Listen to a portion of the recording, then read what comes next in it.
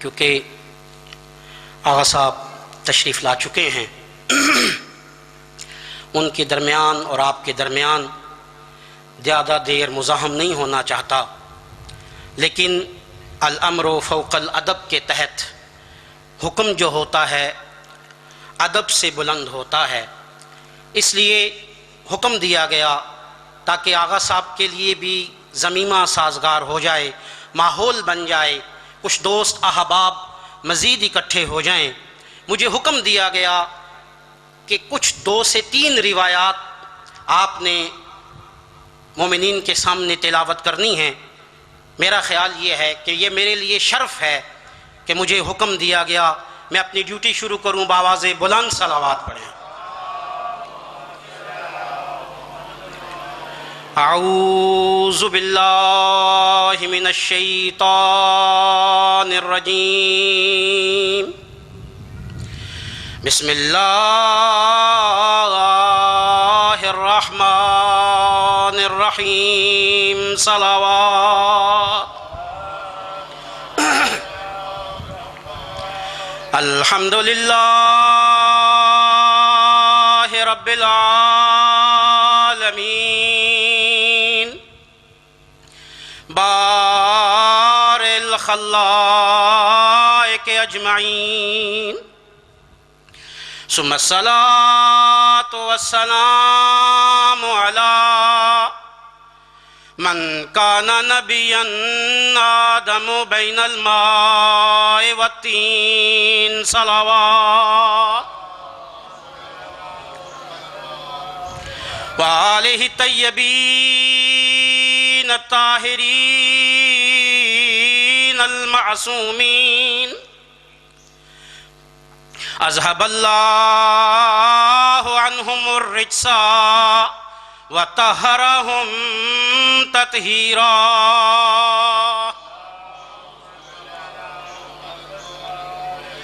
لا سیما بقیت اللہ فی الارضین، روحی وارواحنا لتراب مقدمہ الفدا، واللعن الابدی علی اعدائہم وغاصب حقوقہم ومنکر فضائلہم من الآن الى قیام یوم الدین، اما بعد فقد قال اللہ تبارک و تعالی فی محکم کتابہ وهو اصدق القائلین، بسم اللہ الرحمن الرحیم، وقضى ربك ألا تعبدوا إلا إياه وبالوالدين إحسانا، صلوات۔ سامعین ذی وقار، درود کا پڑھنا بہت بڑی عبادت، یہ اتنی بڑی عبادت ہے کہ اس عبادت میں آپ کے ساتھ خدا بھی شریک ہے۔ بآواز بلند صلوات پڑھیں آپ۔ اگر مجھے اجازت دیں، کیونکہ مجھے 2 سے 3 روایات کے لیے کہا گیا، زیادہ دیر مزاحم نہیں ہونا چاہتا۔ ایک روایت ختمی مرتبت محمد مصطفیٰ صلی اللہ علیہ وآلہ وسلم جب معراج پہ تشریف لے کر گئے، کیا دیکھتے ہیں کہ پروردگار کا ایک تخلیق کیا ہوا فرشتہ، ایک ملک بیٹھا ہوا ہے کہ جس کو پروردگار نے 1000 ہاتھ عطا کیے ہیں۔ اس کے 1000 ہاتھ ہیں اور ہر ہاتھ کی 1000 انگلیاں ہیں۔ 1000 ہاتھ جاتے ہوئے اس مجلس کے اختتام پہ یہ تحفہ جو آپ کے لیے ہے، 1000 ہاتھ اور ہر ہاتھ کی 1000 انگلیاں، ٹوٹل انگلیاں 10 لاکھ بن گئیں۔ کتنی؟ 10 لاکھ انگلیاں۔ ختمی مرتبت نے سوال کیا کہ تجھے پروردگار نے کس کام کے لیے تخلیق کیا ہے؟ تیری ذمہ داری کیا ہے، تیری ڈیوٹی کیا ہے؟ وہ کہتا ہے یا نبی خدا، اس پوری کائنات میں جہاں جہاں بارش برستی ہے، جہاں بھی کوئی بارش کا قطرہ گرتا ہے، میری ذمہ داری یہ ہے کہ میں اس بارش کے قطرے کا حساب رکھتا ہوں،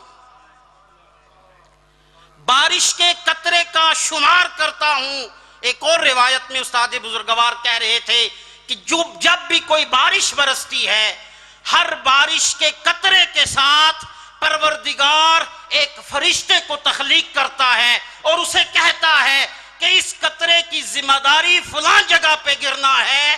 وہ فرشتہ اسے اسی جگہ پہ گراتا ہے جہاں پہ اس کی ذمہ داری لگائی گئی ہے۔ ختمی مرتبت نے کہا تیرے 10 لاکھ ہاتھ، 10 لاکھ انگلیاں ہیں، تو ہر بارش کے قطرے کو شمار کرتا ہے، کیا کوئی ایسا عمل بھی ہے، کوئی ایسا کام بھی ہے جس کو تو شمار نہ کر سکے، جس کو تو گن نہ سکے، جس کا تو حساب نہ کر سکے؟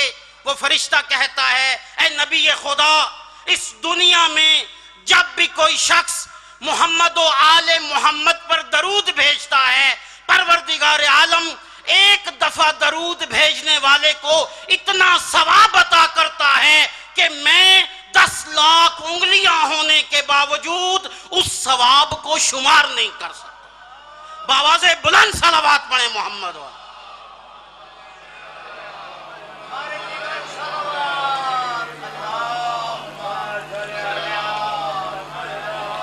بس سامعین ذی وقار، کیونکہ وقت کے دامن میں گنجائش نہیں، ایک روایت اور بیان کروں۔ ختمی مرتبت محمد مصطفیٰ ارشاد فرماتے ہیں کہ جب بھی مجھ پہ درود بھیجو، بلند آواز سے درود بھیجو۔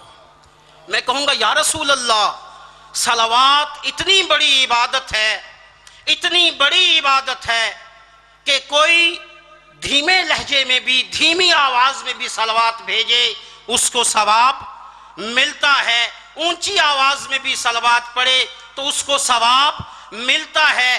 وجہ کیا ہے کہ آپ کہہ رہے ہیں مجھ پہ جب بھی درود بھیجو بلند آواز سے بھیجو۔ ختمیہ مرتبت نے اس روایت کے اگلے حصے میں اس سوال کا جواب خود بھی دیا اور کہا جب بھی مجھ پہ صلوات بھیجو، میری آل پہ صلوات بھیجو، بلند آواز سے بھیجو، اس لیے کہ جو میرے اور میری آل پر بلند آواز سے صلوات پڑھتا ہے، پروردگار اس کے اندر سے منافقت ختم کر دیتا ہے۔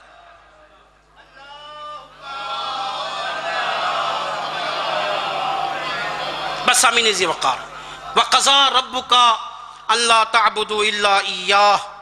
ایک پیغام، آخری پیغام، تمہارے پروردگار نے یہ فیصلہ کر لیا ہے کہ عبادت کسی کی روا نہیں ہے، کسی کی بھی عبادت نہیں ہو سکتی سوائے خدا کے۔ وَبِالْوَالِدَيْنِ احسانا، اور والدین پہ احسان کرو۔ میں کہوں گا پروردگار قرآن مجید فرقان حمید میں اپنے ذکر کے ساتھ یا تو محمد مصطفیٰ کا ذکر کرتا ہے، اور یا اپنے ذکر کے ساتھ، اپنی عبادت کے ساتھ دوسرے جس کے احترام کی بات کرتا ہے وہ والدین ہیں۔ وجہ کیا ہے؟ اپنے ذکر کے ساتھ والدین کے ذکر کو جوڑ دیا۔ ایک واقعہ اور آپ کی زحمتوں کو تمام۔ حضرت موسیٰ کوہ طور پہ تشریف لے کے گئے۔ میری آواز آ رہی ہے؟ بات سمجھ آ رہی ہے؟ اگر بات سمجھ آ رہی ہے بآواز بلند صلوات پڑھیں۔ آخری پیغام دے کے جانا چاہتا ہوں۔ ختمی حضرت موسیٰ کوہ طور پہ تشریف فرما تھے، مناجات پروردگار میں مصروف تھے، عبادت پروردگار انجام دے رہے تھے۔ ایک شخص جس نے اپنی والدہ کو پہلے مارا، مارنے کے بعد کاندھے پہ اٹھایا اور پہاڑ پہ لے آیا، اس نیت سے کہ اپنی والدہ کو پہاڑ سے نیچے پھینک دوں گا۔ حضرت موسیٰ کو یہ معلومات مل گئیں، کسی بھی طریقے سے ملی، کہ یہ شخص آپ کے دین پہ ایمان نہیں رکھتا، شراب کے نشے میں ہے، اس نے اپنی والدہ کو مارا ہے اور پہاڑ پہ آیا ہے اس کو پھینکنے کے لیے۔ یکایک اس کافر کا ارادہ تبدیل ہوا، اپنی والدہ کو پہاڑ پہ رکھا، رکھ کے پہاڑ کے نیچے اترنے لگا۔ ایک دم والدہ کی آواز آئی، بیٹا تو شراب کے نشے میں مست ہے، آرام سے اترنا، پہاڑ کی کنکریاں بڑی سخت ہیں، یہ نہ ہو تیرا پاؤں پہاڑ کی کنکر کے ساتھ الجھے اور تو گر جائے۔ حضرت موسیٰ نے جب اس واقعے کو دیکھا، بے اختیار پروردگار سے کہا، پروردگار یہ ہستی کون ہے؟ آواز پروردگار آئی، موسیٰ یہ ماں ہے جو اس زمین پر میری محبت کی جھلک ہے۔ بڑا خوبصورت جملہ، باپ جلال پروردگار کا مظہر ہے اور ماں محبت پروردگار کی مظہر۔ ماں محبت پروردگار کی مظہر۔ اگر زیادہ مزاحم نہ ہوں، ایک روایت اور بیان کروں، صلوات پڑھیں محمد و آل محمد۔ سامعین عزیز وقار، ایک شخص کہتا ہے کہ یہ والدہ، یہ والدین اتنی عظمت کے مالک ہیں، اتنی عظمت کے مالک ہیں، ختمی مرتبت محمد مصطفیٰ صلی اللہ علیہ وآلہ وسلم مسجد نبوی میں تشریف فرما ہیں۔ ایک شخص آتا ہے، آ کے کہتا ہے عملت قبیحا، یا رسول اللہ میں نے ایک بہت بڑا گناہ کر دیا، کیا میری بخشش ممکن ہے؟ میرے لیے دعا کریں کہ پروردگار میرے گناہ معاف کر دے۔ ختمی مرتبت نے کہا، بتا تیرے والدین زندہ ہیں؟ یہ کہتا ہے، یا نبی خدا میری والدہ دنیا سے چلی گئی، میرے والد حیات ہیں۔ ختمی مرتبت نے اس کو کہا، اپنے گھر جاؤ، اپنے باپ کو کہو تیرے لیے دعا کرے، پروردگار تیری دعا، اس کی دعا کو سنتے ہوئے تیرے گناہوں کو معاف کر دے گا۔ یہ سن کے اس نے مسجد نبوی کو ترک کیا۔ ختمی مرتبت نے اپنا چہرہ اصحاب کی طرف کیا اور بلند آواز سے کہا، کاش اس کی ماں زندہ ہوتی، کاش اس کی ماں زندہ ہوتی۔ سامعین عزیز وقار، شب جمعہ، جمعے کے دن آخری روایت، ایک عمل ہے، جو بھی اس عمل کو انجام دے گا اس کا ثواب کیا ہے؟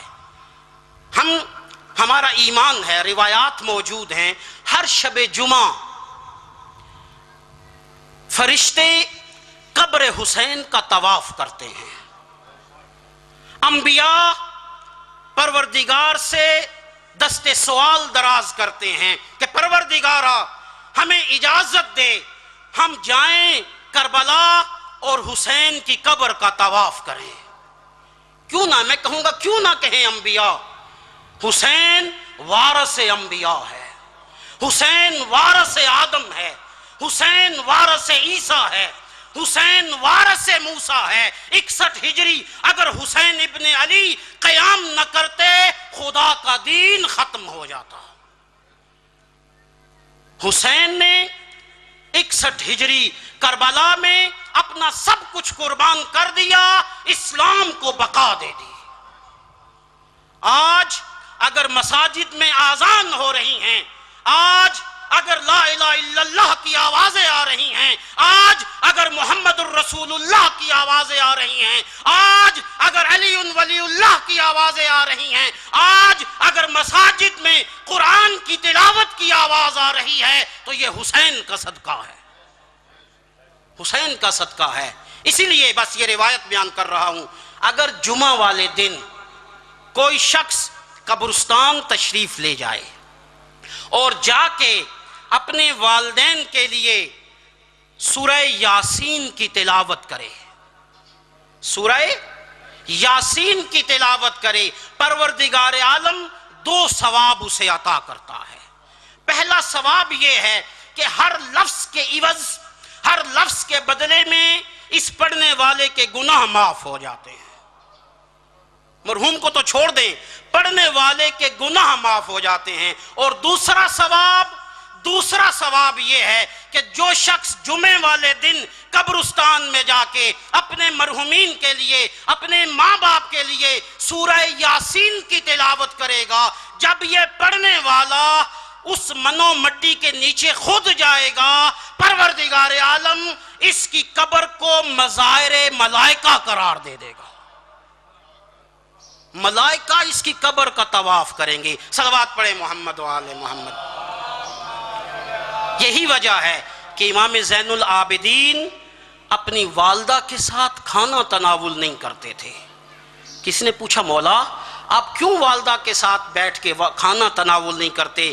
کہا ممکن ہے، مجھے خوف آتا ہے کہ کہیں ماں کی توہین نہ ہو جائے۔ ہمیں سکھایا جا رہا ہے اس وجہ سے ممکن ہے جس لقمے میں میری ماں کی نگاہ ہو وہ لقمہ میں خود تناول کر جاؤں۔ بس عزاداران سید الشہداء، یہ وہی غیرت والا امام ہے کہ جب اس امام کے سامنے کوئی جانور ذبح کیا جاتا، قصاب کو بلا کے کہتے کیا تو نے اسے پانی پلایا تھا؟ وہ کہتا یا ابن رسول اللہ میں آپ کے نانا محمد کا امتی ہوں، مجھے پتا ہے کہ جب کسی جانور کو ذبح کیا جاتا ہے اسے پانی پلایا جاتا ہے۔ جب مولا یہ جملہ سنتے اپنا رخ کربلا کی طرف کرتے اور کہتے السلام علیکہ یا ابا عبداللہ، اے میرے پیاسے بابا آپ کا سلام۔ مسلمان جانور ذبح کرنے سے پہلے پانی پلاتا ہے، لیکن میں قربان جاؤں آپ کو 3 دن کا پیاسا قربان کر دیا گیا۔ ان للہ و انا الیہ راجعون، رضا بقضائہ و تسلیما لامرہ، ان للہ و انا الیہ راجعون۔ اب میں ملتمس ہوں حجت الاسلام والمسلمین علامہ سجاد حسین ہمدانی صاحب سے، جو پرنسپل جامعہ زینبیہ چکری ہیں، کہ آئیں اور مختصر وقت میں اپنے دربار ائمہ اہل بیت علیہ الصلوۃ والسلام میں اپنا نام ذکر کریں، بآواز بلند صلوات۔